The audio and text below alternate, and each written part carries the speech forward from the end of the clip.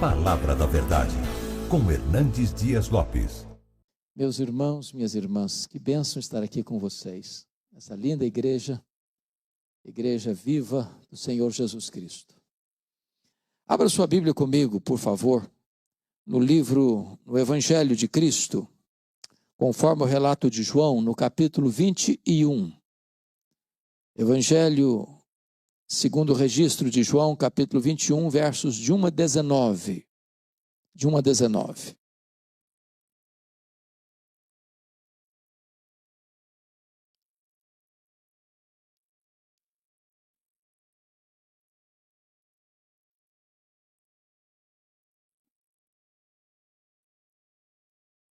Está escrito assim: Depois disto, tornou Jesus a manifestar-se aos discípulos junto do mar de Tiberíades, e foi assim que ele se manifestou. Estavam juntos Simão Pedro, Tomé, chamado Dídimo, Natanael, que era de Caná da Galileia, os filhos de Zebedeu e mais 2 dos seus discípulos. Disse-lhe Simão Pedro: Vou pescar. Disseram-lhe os outros: Também nós vamos contigo. Saíram e entraram no barco, e naquela noite nada apanharam. Mas ao clarear da madrugada estava Jesus na praia. Todavia os discípulos não reconheceram que era ele.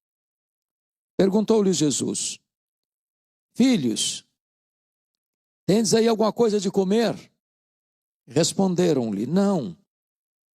Então lhes disse: Lançai a rede à direita do barco e achareis. Assim fizeram e já não podiam puxar a rede, tão grande era a quantidade de peixes. Aquele discípulo a quem Jesus amava disse a Pedro: É o Senhor. Simão Pedro, ouvindo que era o Senhor, cingiu-se com sua veste, porque se havia despido, e lançou-se ao mar. Mas os outros discípulos vieram no barquinho puxando a rede com os peixes, porque não estavam distantes da terra, senão quase 200 côvados, aproximadamente 100 metros. Ao saltarem em terra, viram ali umas brasas e em cima peixes, e havia também pão. Disse-lhes Jesus: Trazei alguns dos peixes que acabastes de apanhar. Simão Pedro entrou no barco e arrastou a rede para a terra, cheia de 153 grandes peixes. E não obstante serem tantos, a rede não se rompeu. Disse-lhes Jesus: Vinde, comei. Nenhum dos discípulos ousava perguntar-lhe: Quem és tu? Porque sabiam que era o Senhor. Veio Jesus, tomou o pão e lhes deu, e de igual modo o peixe. Já era esta a 3ª vez que Jesus se manifestava aos discípulos, depois de ressuscitado dentre os mortos. Depois de terem comido, perguntou Jesus a Simão Pedro: Simão, filho de João, amas-me mais do que estes outros? Ele respondeu: Senhor, sim, Senhor, tu sabes que te amo. Ele lhe disse: Apacenta os meus cordeiros. Tornou a perguntar-lhe pela 2ª vez: Simão, filho de João, tu me amas? Ele lhe respondeu: Sim, Senhor, tu sabes que te amo. Jesus lhe disse: Pastorei as minhas ovelhas. Pela 3ª vez Jesus lhe perguntou: Simão, filho de João, tu me amas? Pedro entristeceu-se por ele lhe ter dito pela 3ª vez: Tu me amas? E respondeu-lhe: Senhor, tu sabes todas as coisas.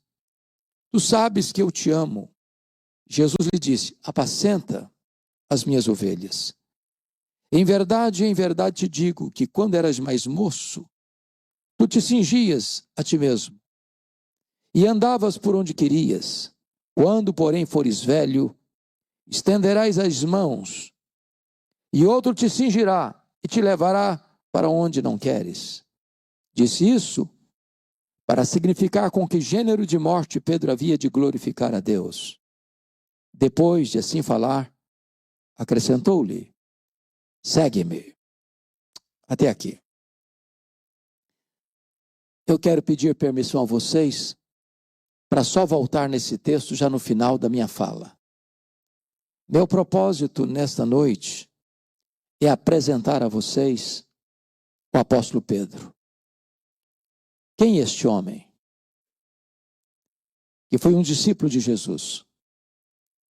que foi um apóstolo de Jesus, que pregava e os corações se derretiam, que orava pelos enfermos e eles eram curados. Quem é este homem que abriu a porta do evangelho para judeus e gentios?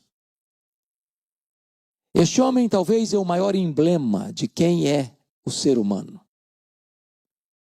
Este homem era filho de João, irmão de André, que nasceu em Betsaida, casado, pescador, empresário de pesca, que viveu e trabalhou ao longo da sua vida ao redor deste lago, deste mar chamado Mar da Galileia, encurralado pelas montanhas de Golã, pelas montanhas da Galileia. Quem é este homem? Este homem é um símbolo da nossa natureza controvertida, complexa, difícil de entender. Um homem de muitos avanços e recuos, de muitas escaladas e muitas quedas.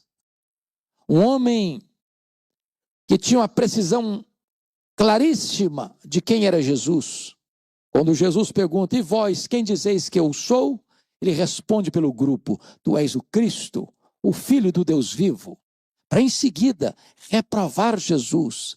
E Jesus olhar para ele e dizer, arreda Satanás, não cogita das coisas de Deus, apenas das coisas dos homens.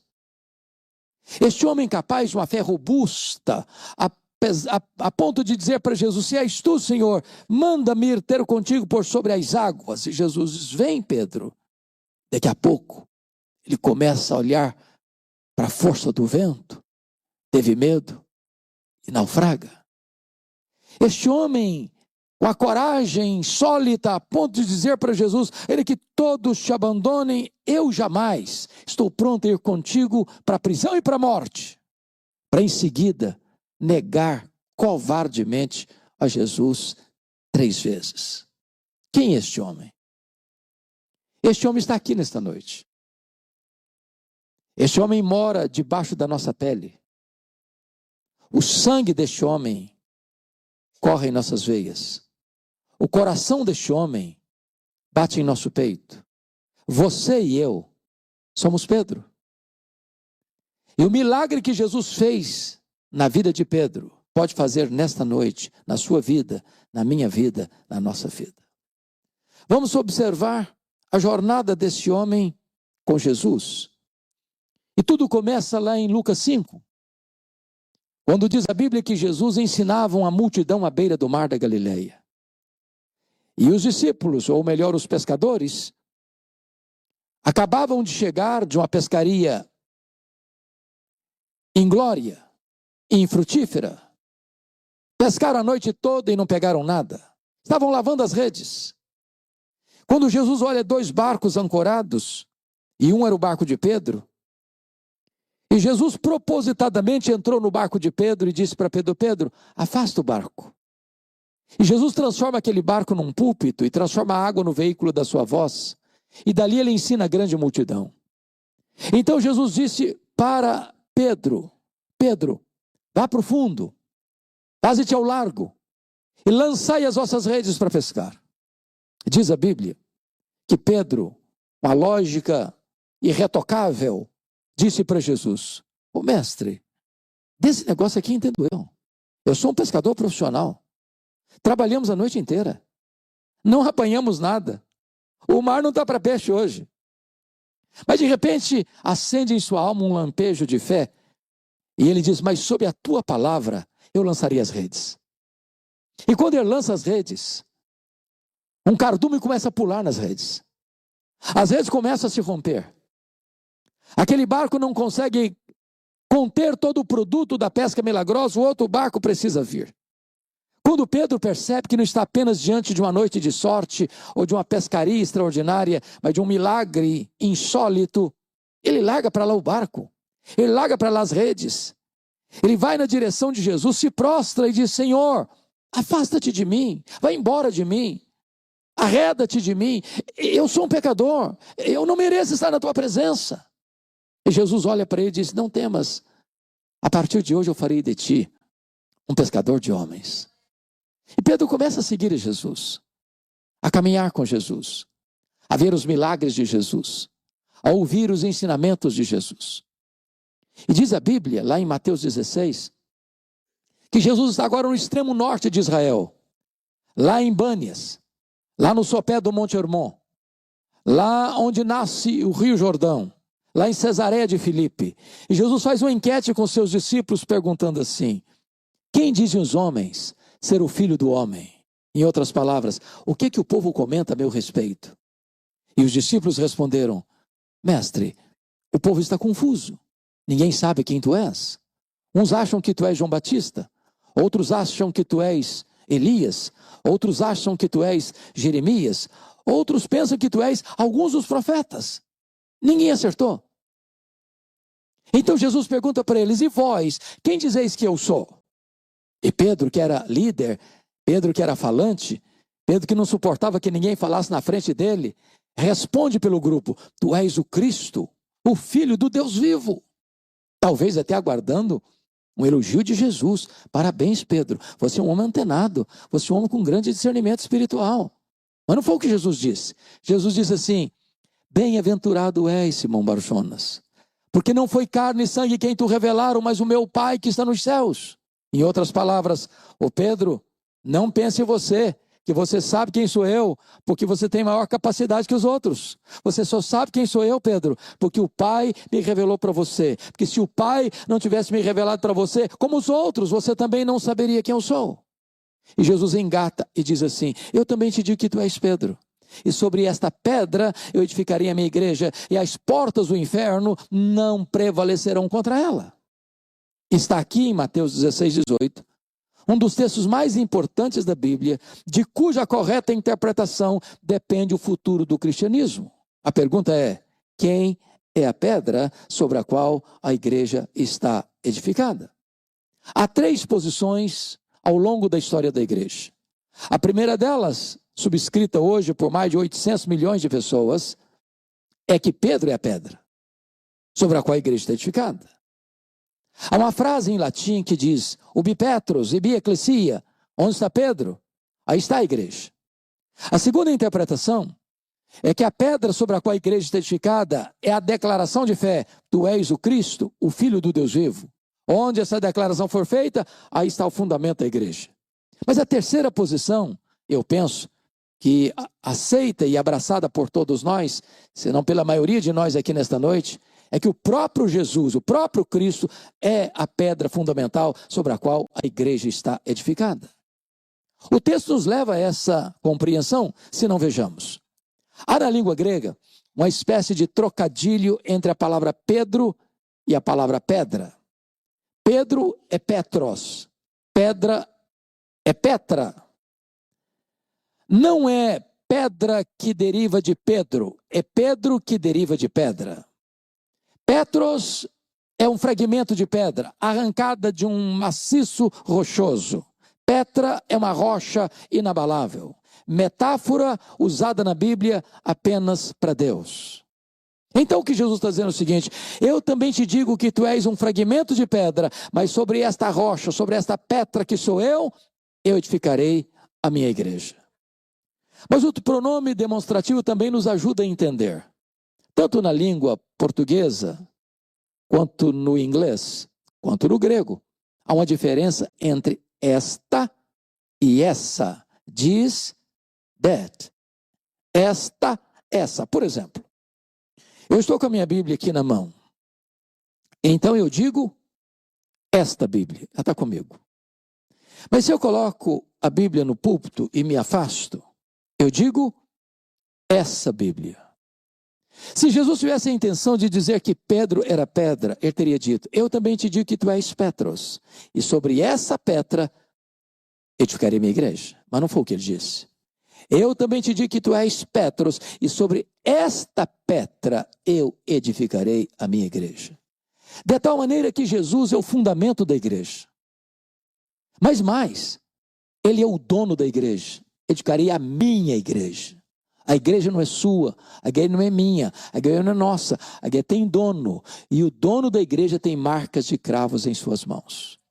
Terceiro, Jesus é o edificador da igreja. Quem edifica a igreja não é você, nem eu, nem nós. Quem edifica a igreja é o próprio Senhor Jesus.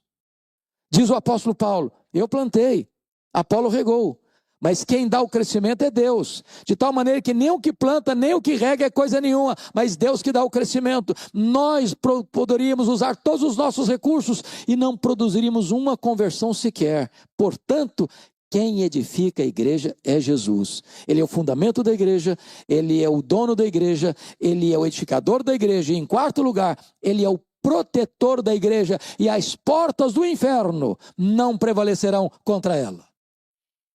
Pois bem, a partir de agora, diz Mateus 16, que Jesus passa a ensinar algo que nunca tinha tratado com eles. Pela primeira vez, Jesus abre essa agenda para eles e diz assim: o Filho do Homem vai ser entregue nas mãos dos homens, para ele ser crucificado. E diz a Bíblia que quando Pedro escuta isso, imediatamente depois de declarar: tu és o Cristo, o Filho do Deus vivo, diz o texto, que chama Jesus à parte. Vem cá, Jesus, vem cá. E passa a reprovar Jesus. Tem piedade de ti. Que isso? Isso não pode acontecer. Larga a mão desses pensamentos soturnos, doentios. Pensa melhor. E Jesus se volta para ele e diz: arreda, Satanás. És para mim causa de tropeço. Não cogitas das coisas de Deus, apenas das coisas dos homens. Pensem bem comigo. Se a igreja estivesse edificada sobre Pedro, ela estaria edificada sobre areia movediça. Mas bendito seja Deus, a igreja está edificada sobre a rocha que não se abala. Mas vamos entender o que Jesus não disse. Primeiramente, Jesus não está dizendo que Pedro é Satanás. Ele não está dizendo isso. Segundo, Jesus não está dizendo que Pedro está endemoniado, possesso. Ele não está dizendo isso. Terceiro, Jesus não está mandando Pedro arredar. Ele não está dizendo isso. O que Jesus está fazendo é mandando Satanás arredar. Que Satanás? O Satanás que está induzindo Pedro a afastar Jesus da cruz. Arreda, Satanás. Pedro fica. Pedro é discípulo. Em Pedro, Jesus vai continuar investindo. Porque se nós não discernirmos isso, a gente diz: arreda, Pedro. Aí o Satanás fica. Não, Satanás arreda, Pedro fica. Pedro é discípulo. Tanto é verdade que Jesus não manda Pedro arredar e permanecer, é que uma semana depois, diz a Bíblia, ele sobe para um alto monte. A tradição diz que é o Tabor. Outros pensam que é o Hermon. Para nós não importa, porque nós não fazemos peregrinação sagrada. E diz a Bíblia que Jesus leva para o alto do monte Pedro, Tiago, João. E ali 4 milagres acontecem no alto daquele monte. Primeiro milagre, Jesus é transfigurado na presença deles. Segundo milagre, Moisés e Elias aparecem em glória conversando com Jesus sobre a sua partida para Jerusalém. Terceiro milagre, uma nuvem luminosa os envelopa. Quarto milagre, de dentro da nuvem surge uma voz celestial dizendo: este é o meu filho, o meu eleito, a ele ouvi. Em outras palavras, Moisés e Elias, o representante da lei e dos profetas, estão conversando com Jesus sobre a sua partida, e a palavra partida no grego é êxodos, de onde vem a nossa palavra portuguesa, êxodo. E eles estão dizendo para Jesus, e conversando com Jesus, que a sua morte na cruz era e é o nosso êxodo. Foi na cruz que Jesus nos libertou. Foi na cruz que Jesus quebrou os grilhões da nossa vida. Foi na cruz que Jesus rompeu as nossas cadeias. Foi na cruz que Jesus comprou a nossa eterna redenção. Foi na cruz que Jesus nos tornou verdadeiramente livres. Os discípulos, Pedro inclusive está lá, mas ele não tem discernimento. Vendo milagres, mas não discernindo as coisas mais importantes da vida cristã, por exemplo, ele não discerniu a centralidade da pessoa de Jesus. Quando ele disse assim, mestre, bom estarmos aqui, vamos fazer 3 tendas. Ele achava que ele estava no controle da situação. Uma vai ser tua, outra vai ser de Moisés, outra vai ser de Elias. E diz o texto que ele não sabia o que estava falando. E por que ele não sabia o que estava falando? Estava falando uma bobagem. Que bobagem? Ele estava comparando e equiparando Jesus a Moisés e a Elias, ao representante da lei e ao representante dos profetas. Mas Jesus não é apenas um grande homem entre os homens, ele é o próprio Deus entre os homens. Ele é único, ele é singular, ele é absoluto. Mas diz a Bíblia que quando eles desceram desse monte, tinha uma multidão presente e um pai aflito, com um filho único endemoniado, que tinha apresentado aos discípulos que estavam no sopé do monte, os 9 que ficaram, e diz a Bíblia que eles não puderam libertar o menino. E então diz o texto que esse pai apresenta o caso a Jesus, e Jesus solta um gemido, dizendo, ó, geração incrédula e perversa, até quando eu vos suportarei? Trazei o menino. E Jesus dá uma ordem para o menino, aliás, para os demônios que estão no menino, saia desse rapaz e nunca mais volta a ele. E o menino ficou livre, e o menino ficou liberto. E diz Lucas 9:43, que todos ficaram admirados do quanto Deus fazia por intermédio dele. Todos quem? A multidão e os discípulos inclusive. E aí Jesus percebe que os discípulos estão embarcando numa canoa furada, a mesma que ocorreu lá em João 6, quando Jesus multiplicou pães e peixes, vieram aquelas multidões para pressionar Jesus, para arrebatar Jesus e fazer dele um Messias político, um rei. E Jesus tira os discípulos de cena, manda os discípulos embarcar e ir para o outro lado, enquanto ele ficou despedindo as multidões. E Jesus percebe que mais uma vez os discípulos estão seduzidos por essa agenda. Então Lucas 9:44 diz assim, Jesus olha para os discípulos, não para a multidão, e diz, fixai nos vossos ouvidos as seguintes palavras, o Filho do Homem vai ser entregue nas mãos dos homens. O que Jesus está dizendo? O que ele está falando? O que ele está falando é o seguinte, não pensem vocês que eu vou mudar minha agenda. Não pensem vocês que eu vou abraçar essa proposta de ser apenas um Messias político para resolver os problemas de vocês do aqui e do agora, curar os enfermos, libertar os cativos, purificar os leprosos, ressuscitar os mortos. Não. Eu estou indo para a cruz, entendam isso. É para a cruz que eu vou, porque é lá que eu vou libertar vocês, é lá que eu vou tornar vocês verdadeiramente livres. Mas Lucas 9:45 diz que os discípulos não entenderam isso. Então eles caminham para Jerusalém. E Jesus tinha alertado que ele ia subir para Jerusalém para ser entregue nas mãos dos principais sacerdotes e escribas para ser crucificado. E diz a Bíblia que quando eles estão entrando em Jerusalém pelo Monte das Oliveiras, uma multidão o acompanha e outra multidão o espera, e eles vão distribuindo ramos e palmeiras na estrada, naquela caminhada, e gritando e cantando, Hosana, Hosana, bendito é o que vem em nome do Senhor. E Jesus vai descendo o Monte das Oliveiras, Jesus vai atravessar o Vale do Cedron, Jesus vai começar a subir a encosta do Monte Moriá, lá está a entrada da cidade, lá está o templo, e diz o texto em Lucas, que quando Jesus está entrando, a multidão canta e Jesus chora. E o termo grego é chorar convulsivamente. E por que Jesus chora? Porque Jesus percebeu que Jerusalém não aproveitou o tempo da sua visitação.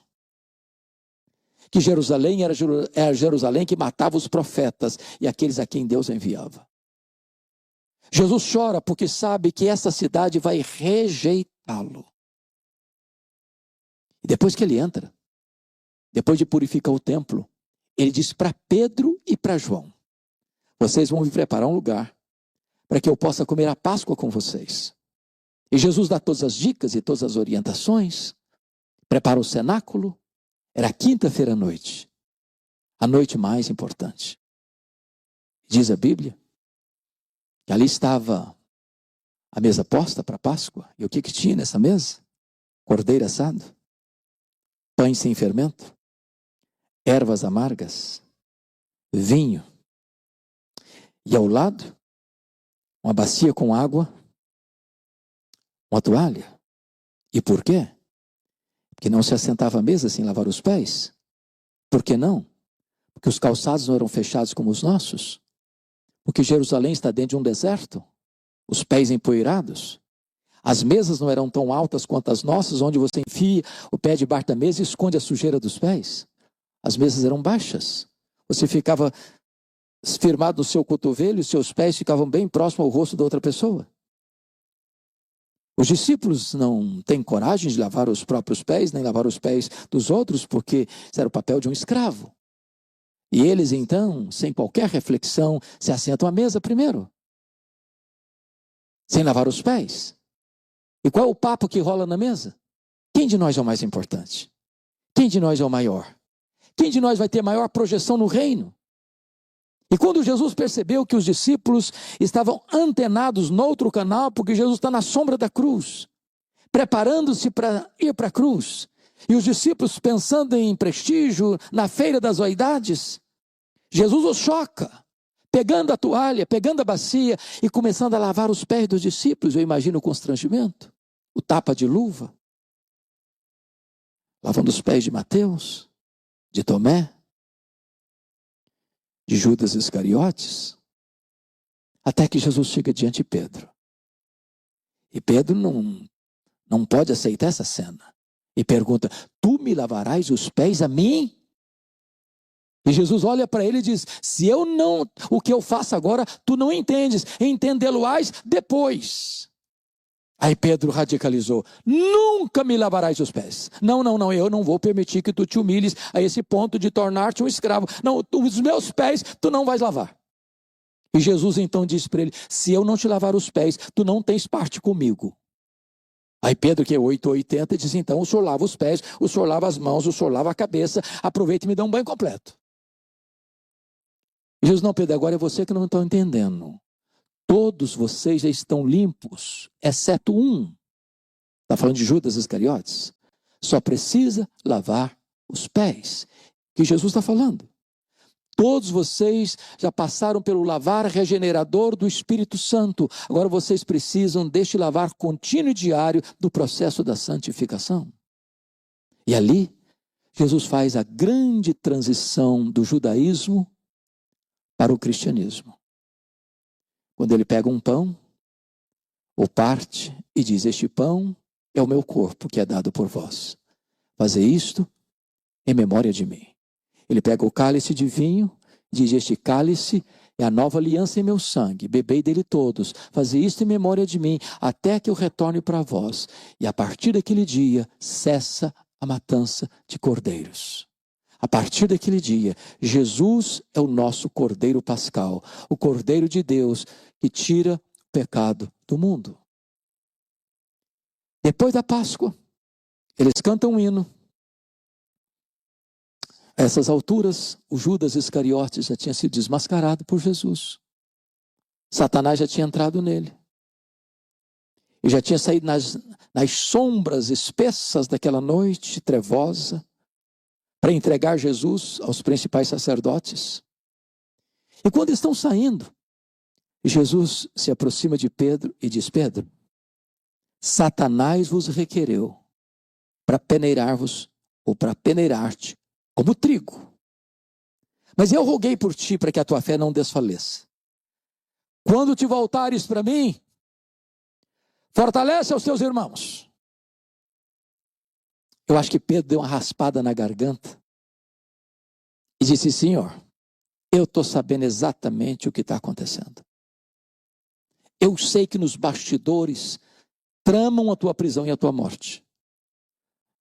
Jesus, eu acho que os meus colegas não vão aguentar. Eles não têm tutano para isso. Mas deixa eu dizer uma coisa, conta comigo. Eu sou batuta. A corda não rói do meu lado. Eu quero dizer para o Senhor que todos te abandonem, eu jamais. Por ti darei minha vida. Estou pronto a ir contigo para a prisão e para a morte. E Jesus olha bem para ele e diz: pois em verdade te digo, que nesta mesma noite, antes que o galo cante, tu me negarás 3 vezes. Eu acho que o Pedrão calou. Silenciosamente, desceram no Monte Sião, atravessaram o Vale de Cedron, mergulharam nas fraldas do Monte das Oliveiras. Lá tinha um jardim, chamado Jardim do Getsemane, onde tinha uma prensa de azeite. E diz a Bíblia que Jesus chega ali, era um local que ele orava com frequência. Deixa 8 dos discípulos para trás, porque Judas não está mais entre eles. Chama Pedro, Tiago e João e diz: vocês vêm comigo. Vem comigo. Então Jesus disse para eles assim: vigiai comigo. E abre o coração para eles e diz assim: a minha alma está profundamente triste até a morte. Ficai comigo e vigiai comigo. E diz o texto que Jesus avança sozinho para o interior do jardim. Ele, o Criador do universo, o Rei da glória, põe o rosto no chão. E diz Hebreus 5:7, que ele ofereceu aquele que podia libertá-lo da morte, forte clamor e lágrimas. E ele ora, e ele chora, e ele ora, e ele chora, e ele ora, e ele chora e diz: Pai, se possível, passe de mim este cálice sem que eu beba, mas se não, seja feita a tua vontade. Quando Jesus volta para Pedro, Tiago e João, eles estão dormindo. E Jesus não acorda os 3 não, só acorda o Pedro. Dá uma balançada no peito e diz: Pedro, nem uma hora pudeste vigiar comigo. Vigiai e orai para que não entreis em tentação. O espírito está pronto, mas a carne é fraca. E Jesus volta para o segundo período de oração, põe o rosto no chão e ora e chora, e ora e chora, e ora e chora, e ora e chora, e repete as mesmas palavras. Diz a Bíblia que vem um anjo do céu e consola Jesus. Ele volta para Pedro, Tiago e João, estão dormindo outra vez. Aí Jesus volta para o terceiro round de oração, e agora a batalha é maior. Agora a luta é mais titânica. Agora Jesus não apenas molha o chão com as suas lágrimas, mas o seu corpo começa a suar sangue e ele tinge a terra com lágrimas e com sangue. Repetindo as mesmas palavras. Agora preste atenção. Quando Jesus se levanta dos seus joelhos, ele não está mais angustiado. Não tem mais angústia nele. Não tem mais angústia. Ele se volta para os discípulos, estão dormindo, e ele dá uma balançada neles assim, diz: ainda dormis e repousais, acordai, vamos-nos, o inimigo se aproxima. E o Pedro acordou meio atabalhoado e viu aquela turba chegando armada até os dentes, pega a espada, decepa a orelha de Malco, e Jesus: guarda essa espada, Pedro. Se eu precisasse desse tipo de ajuda, eu rogaria ao Pai, ele me mandaria mais de 12 legiões de anjos. O que são 12 legiões de anjos? São 72 mil anjos. Quando a turba chega, armada até os dentes, liderada por Judas Iscariotes, de noite, Jesus pergunta: a quem buscais? Ele não está se escondendo, ele está se apresentando. A Jesus o Nazareno, pois sou eu. E caíram por terra. Naquela noite, prenderam Jesus. Não porque Jesus sucumbiu ao poder de Roma. Não porque Jesus sucumbiu à soldadesca do Sinédrio. Diz Lucas que ele foi preso porque aquela era a hora das trevas. Para aquele momento, ele tinha vindo. E quando prenderam Jesus, covardemente os discípulos fugiram, se dispersaram. O valentão Pedro não consegue cumprir a sua promessa. Passa a seguir Jesus de longe. E ele consegue, na companhia de João, possivelmente, aparentado com o sumo sacerdote, entrar lá no pátio da casa do sumo sacerdote, onde Jesus estava lá. O Sinédrio tinha sido convocado à revelia da lei, contratado testemunhas falsas para acusarem Jesus, e Jesus está sendo cuspido, e Jesus está sendo esbordoado lá no Sinédrio. E Pedro consegue entrar. Fica lá no pátio, tem uma fogueira, a noite está fria, e Pedro fica esquentando lá um pouquinho. Quando passa uma criada do sumo sacerdote, olha bem para ele, no lusco-fusco da noite, e diz: tu também estavas com ele, o Galileu. E Pedro responde: eu não sei o que dizes, diante de todo mundo.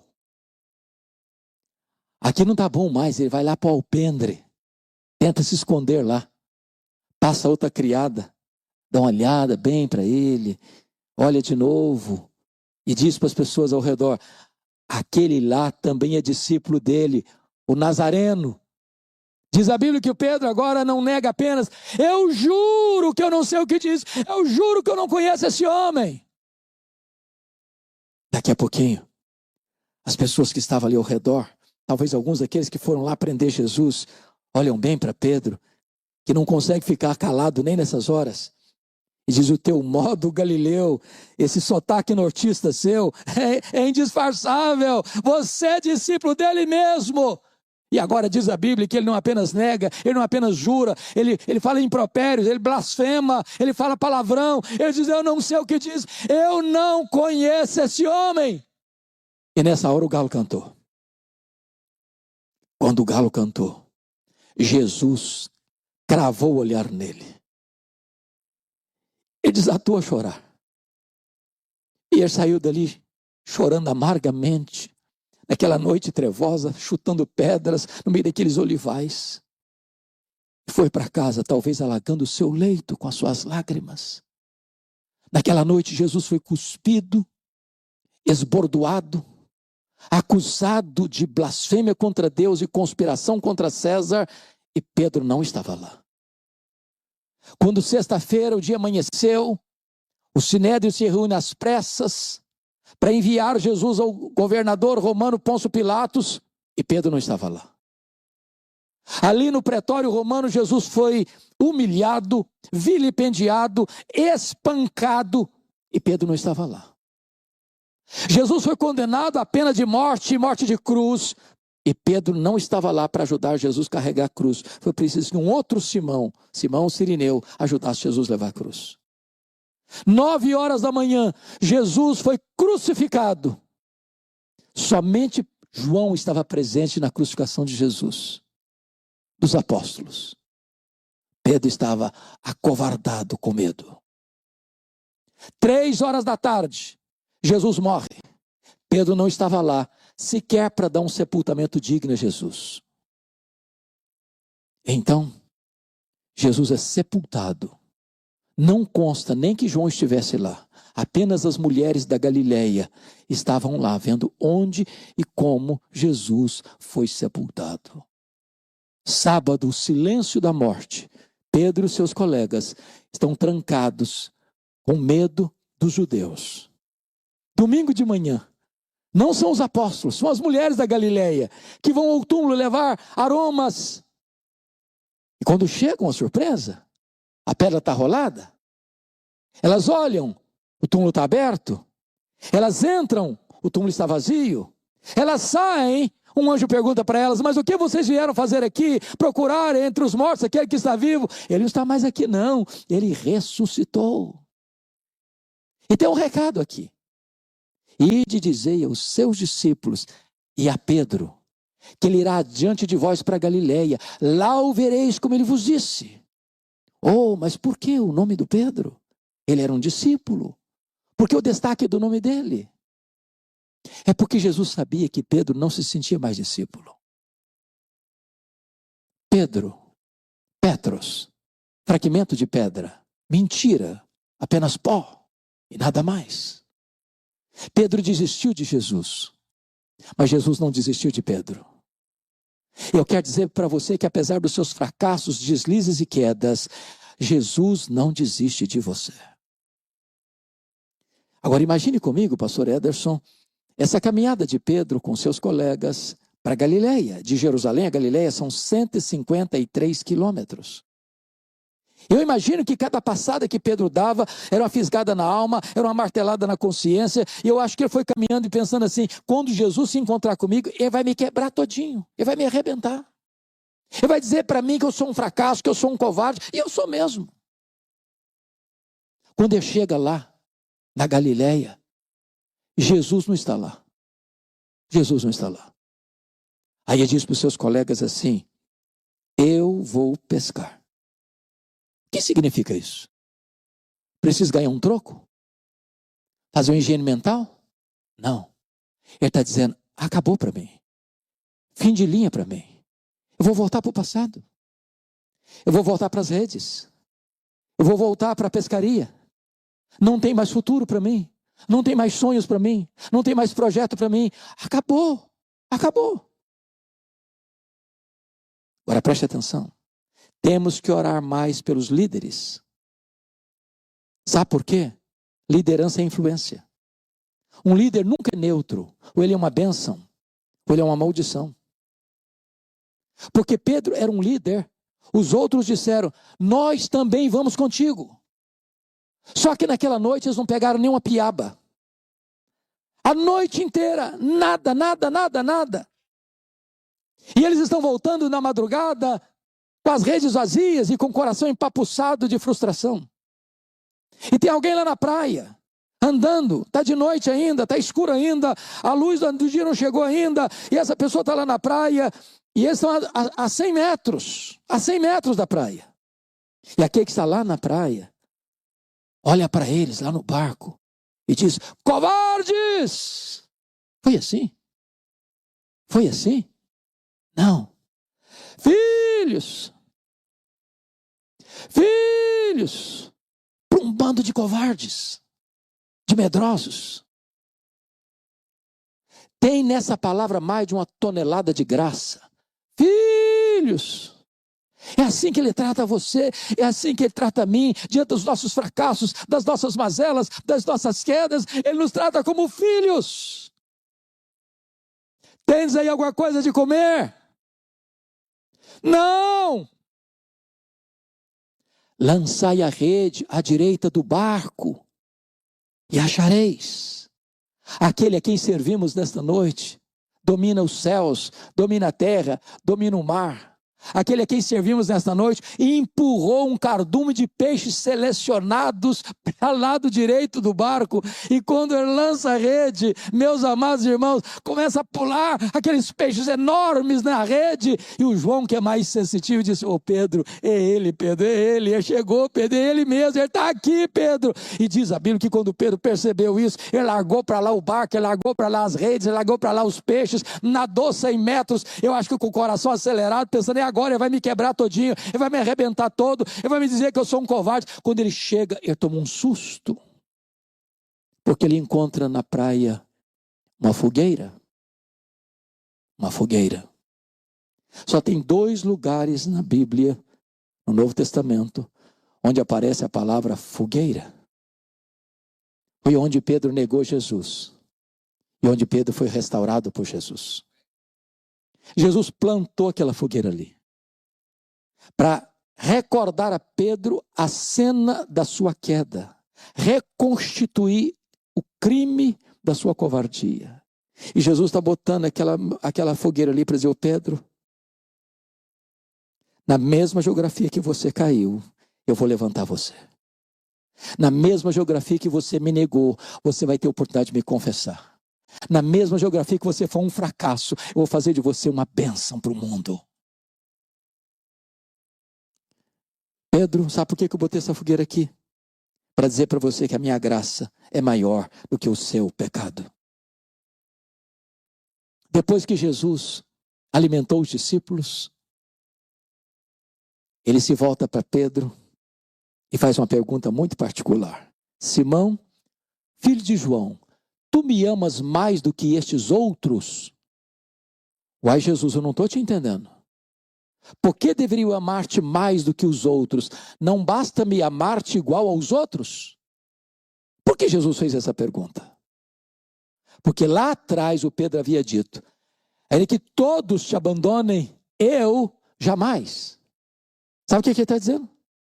Senhor, eu sou mais leal do que os outros. Eu sou mais crente do que os outros, eu sou mais forte do que os outros, eu sou mais leal do que os outros. O que Jesus está perguntando para ele é o seguinte, Pedro, você ainda pensa a mesma coisa a seu respeito? Você acha mesmo que você é melhor que os outros? Você acha mesmo que você é mais leal do que os outros? Você acha mesmo que você me ama mais que os outros, Pedro? Pedro respondeu, Senhor, tu sabes que eu te amo. Então Pedro, apacenta os meus cordeiros. Aí Jesus pergunta a segunda vez, Simão, filho de João, tu me amas? Agora não pergunta se ama mais, só pergunta se ama. Pedro respondeu, sim, Senhor, tu sabes que eu te amo, então pastorei as minhas ovelhas. Aí Jesus pergunta a terceira vez, Simão, filho de João, tu me amas? E ele ficou triste a terceira vez. E respondeu: Senhor, tu sabes todas as coisas. Tu sabes que eu te amo. A pergunta é: por que Jesus perguntou 3 vezes? É óbvio. Óbvio. Porque ele negou 3 vezes. Mas o que significa isso? Significa que para cada queda de Pedro, a graça é suficiente. A graça é suficiente. A graça é suficiente para levantar. Talvez você caiu uma vez, fracassou a segunda vez, está quebrado porque pela terceira vez você caiu. E Jesus está aqui hoje dizendo: pois a minha graça é suficiente, a minha graça é suficiente, a minha graça é suficiente para levantar você nesta noite. Agora notem, há uma riqueza nesse texto que na língua portuguesa é impossível traduzir. Vocês sabem que na língua grega, nesse texto foram usadas 2 palavras. O verbo agapao e o verbo filéu. Da palavra ágape e da palavra filia. Ágape é o amor que dá a vida pelo outro, que morre pelo outro, que se sacrifica pelo outro. Filia é o amor de amizade, de onde vem a nossa palavra, por exemplo, filosofia, sabedoria. É aquele amor apenas que gosta do outro. Agora vamos entender o que aconteceu.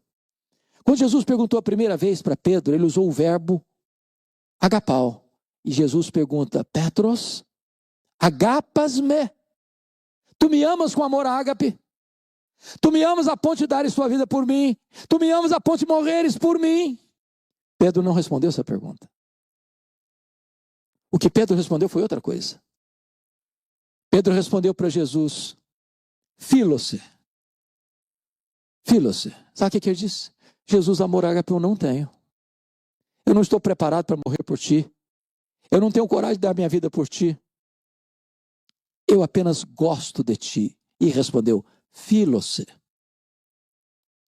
Na segunda pergunta, Jesus usou o mesmo verbo. Petros, agapas-me.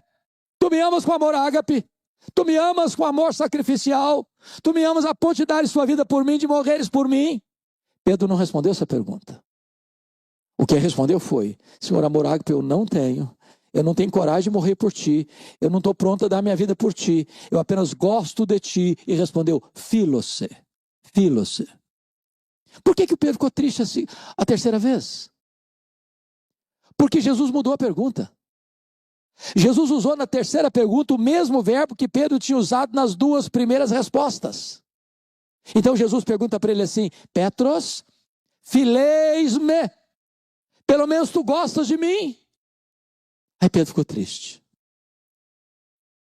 E disse: Senhor, tu sabes todas as coisas. Tu sabes que eu te amo. Lição aprendida. Quando você, confiando em você mesmo, diz para Jesus que vai morrer por ele, dar sua vida por ele, você pode fracassar como Pedro fracassou. Mas quando você reconhece que você não tem poder em você mesmo, aí Deus, o Espírito Santo, capacita você para dar a sua vida por Jesus. Mas notem que Jesus não está apenas restaurando Pedro, ele está restaurando o ministério de Pedro. Porque ele diz: apacenta os meus cordeiros, pastoreia as minhas ovelhas, apacenta as minhas ovelhas. Talvez eu esteja falando aqui nesta noite para algumas pessoas que já foram gente de linha de frente, gente de liderança, gente que estava com a mão no arado, que talvez por uma razão ou outra na vida, um fracasso ou outro na vida, largou a mão do arado, retrocedeu, desistiu. E diz: não tem mais jeito para mim, não tem mais solução para mim, pois Jesus está aqui hoje para colocar de volta na sua mão o cajado de pastor. Para você retomar. E a única exigência que Jesus Cristo faz para restaurar você é a pergunta: você me ama? Você me ama? Você me ama? Se você ama Jesus, é hora de recomeçar. Pois bem, queridos, notem comigo que depois que Jesus restaura Pedro, restaura o ministério de Pedro, é maravilhoso. Pedro não é mais o mesmo homem. A partir daqui, Pedro não é mais o mesmo homem. Pedro não é mais covarde, Pedro não é mais medroso, Pedro agora enfrenta prisões, Pedro agora enfrenta açoites, Pedro agora é um homem de oração, Pedro agora é um homem que prega e os corações se derretem, Pedro agora é um homem que ora e os enfermos são curados, Pedro agora é um homem poderosamente usado por Deus.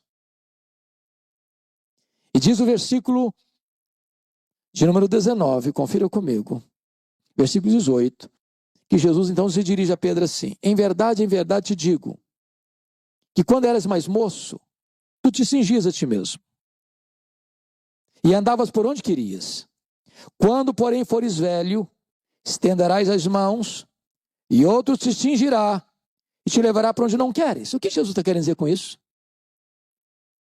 Jesus está dizendo assim para Pedro: Pedro, você se lembra naquele dia que você prometeu que daria sua vida por mim? Que morreria por mim? Pois é, Pedro, esse dia vai chegar. Não é agora, não. É quando você ficar velho. Eles vão pregar você numa cruz. Eles vão cingir você. Eles vão crucificar você. E o verso 19 diz assim: Jesus disse isto para significar com que gênero de morte Pedro havia de glorificar a Deus. Jesus está dizendo para Pedro que na velhice ele vai morrer crucificado, mas com esse gênero de morte Pedro vai glorificar a Deus. E só depois de avisá-lo é que Jesus diz assim, depois de assim falar, acrescentou-lhe: segue-me. Não é segue-me para o sucesso, não é segue-me para a riqueza, não é segue-me para os aplausos do mundo, é segue-me para a cruz, para a morte. Agora preste atenção comigo. Se não fosse a graça de Deus na vida de Pedro, eu acho que ele sairia daqui, pastor Ederson, para uma clínica psiquiátrica. Você já pensou o que um cara chega em casa, ele era casado, e a esposa vai recebê-lo à porta com um abraço e vem na cabeça dele: quando você ficar velho, você vai morrer crucificado. Ele está tomando uma refeição deliciosa e vem na cabeça dele assim: quando você ficar velho, você não vai aposentar, não. Você não vai morar numa casa de praia, não. Você não vai morar numa montanha, não. Você vai ser crucificado. Está viajando, fazendo a obra de Deus. E vem na cabeça dele: quando você ficar velho, você vai morrer crucificado. A pergunta é: a velhice chegou. Está na hora da profecia se cumprir. Como é que ele reagiu? Vejamos então, e eu termino aqui. Segunda carta de Pedro, capítulo 1. Confira comigo. Versículos 14 e 15. Olha como é que foi a reação dele. Versículo 14, ele diz assim: certo de que estou prestes a deixar o meu tabernáculo, como efetivamente nosso Senhor Jesus Cristo me revelou. Essa expressão certo de que estou prestes é a mesma de Paulo: o tempo da minha partida é chegado. Tem o mesmo significado. Deixar o meu tabernáculo, o que ele está falando? Deixar o tabernáculo significa morrer. Morrer. Quando esse tabernáculo se desfizer, temos uma casa permanente no céu. Como efetivamente nosso Senhor Jesus Cristo me revelou. Ou seja, ele entendeu a profecia lá atrás.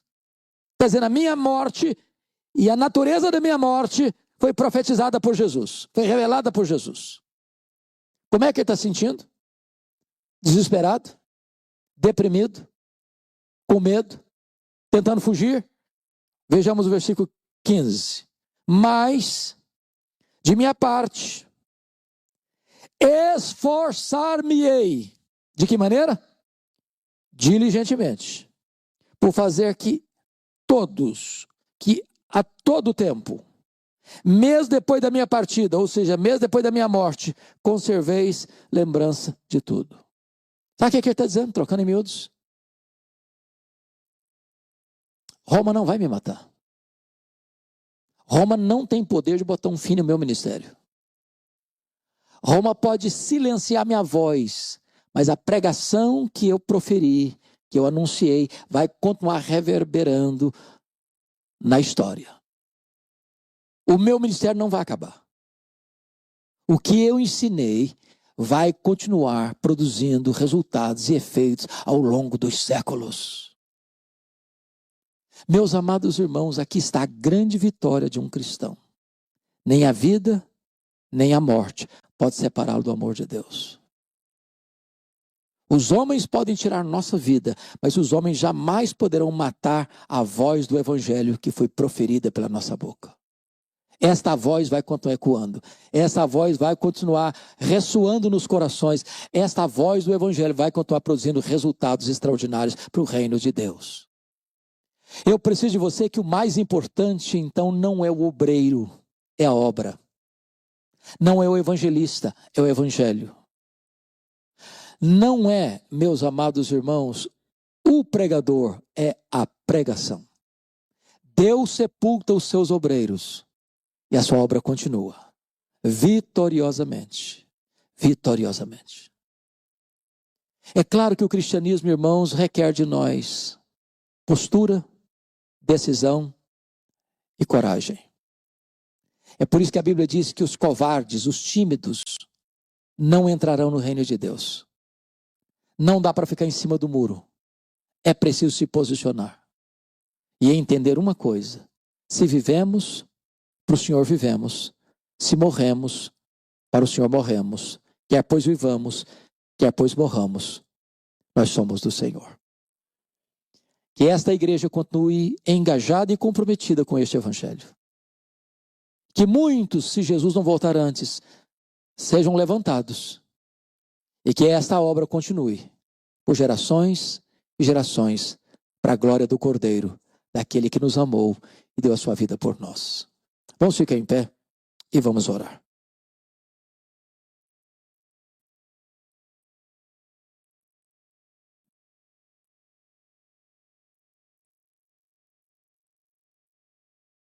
Eu disse no começo desta mensagem que Pedro está aqui. Que Pedro mora debaixo da nossa pele. Que o sangue de Pedro corre em nossas veias. Que o coração de Pedro bate em nosso peito. Eu não sou diferente de Pedro. Você também não é. Pedro teve os seus deslizes, suas fraquezas. Mas ele foi restaurado pela graça. E o Deus de toda a restauração está aqui nesta noite. O Pedro que está aqui hoje pode ser levantado por Jesus, perdoado por Jesus, restaurado por Jesus, usado poderosamente por Jesus. Você é Pedro? Essa mensagem encontrou o endereço certo. Coloque a sua vida nas mãos deste Deus Todo-Poderoso e volte para casa hoje, restaurado pelo Senhor, para a glória de Deus. Receba o nosso tributo de gratidão, Deus, pela tua palavra, que é viva, poderosa e eficaz. Receba a nossa gratidão por esta igreja, que por anos tem anunciado o Evangelho, com fidelidade e zelo. Receba a nossa gratidão pela vida do pastor Ederson, por toda a liderança que o acompanha no pastoreio deste rebanho. E receba a nossa gratidão por todas as pessoas que compõem esta igreja. Receba a nossa gratidão pelos irmãos e amigos que visitam esta igreja nesta noite. Tu nos conheces como ninguém pode nos conhecer. Tu sabes as áreas da nossa vida que nesta noite precisa de um toque da tua mão, de um toque da tua restauração. Tu és o Deus que tem prazer na misericórdia